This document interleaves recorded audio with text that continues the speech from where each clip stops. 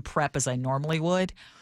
But I shared with our listeners that I am considering getting a gun for the very first time.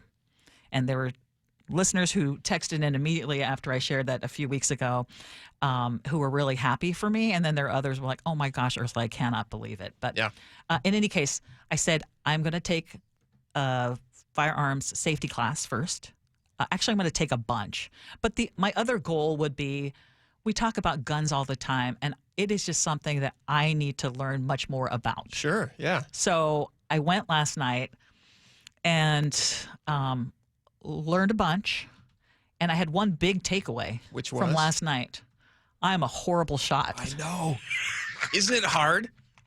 I recently did the same thing. I went shooting recently, and I'm sitting there, and most of my experience with guns is in movies, what I see on TV. Yes. And so I think to myself, all right, well, you basically hold it with one hand straight out to your side. Oh, you're leaning back right now. I'm telling you right now, that's not good posture. Yeah, no. And then you hit the target every time. And that's just not the case.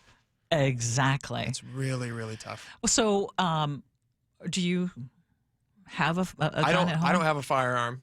I would be totally fine having a firearm, especially for house protection. I mean, I have a wife and 3 young kids, and so if you're in a situation where somebody's going to come into your house and you're waiting for the police, it would be better than, my karate skills, for sure. Or nunchucks. Do you have a mustard belt? Okay, so next year, maybe. I know that Chef has a lot of questions for me about this because you think I'm nuts, don't you? No, I don't. I don't think you're nuts, actually. If you would like me to summarize my position on guns, it is this. I have zero problem with your decision to purchase a firearm whatsoever. And I have zero decision with most people's decision to purchase a firearm. However, like with, let's say, the measles vaccine, your decision to purchase a gun is not necessarily a problem. However, our collective decision to purchase 393 million guns in this country very much is a problem. So are you adding to that problem? Statistically, no. Statistically, is there a likelihood that your gun is going to get stolen and used in a crime? Probably not.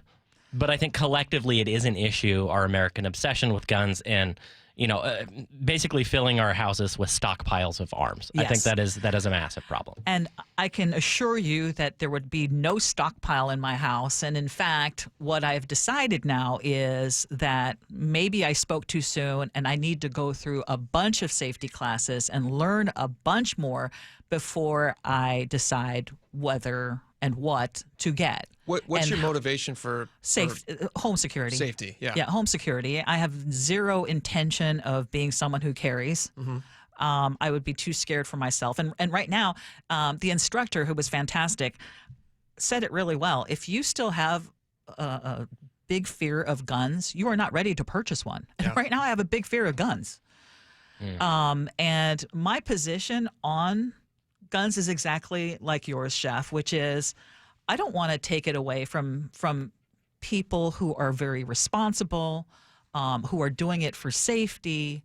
That would not be my concern. I am concerned about the proliferation and just the sheer number that are easily available to people who shouldn't get access to them. Did you find it comforting, though, when you were at this facility, the respect that they had for guns and that they were teaching you for it? Didn't that give you a sense of peace that they take it so seriously? Yes.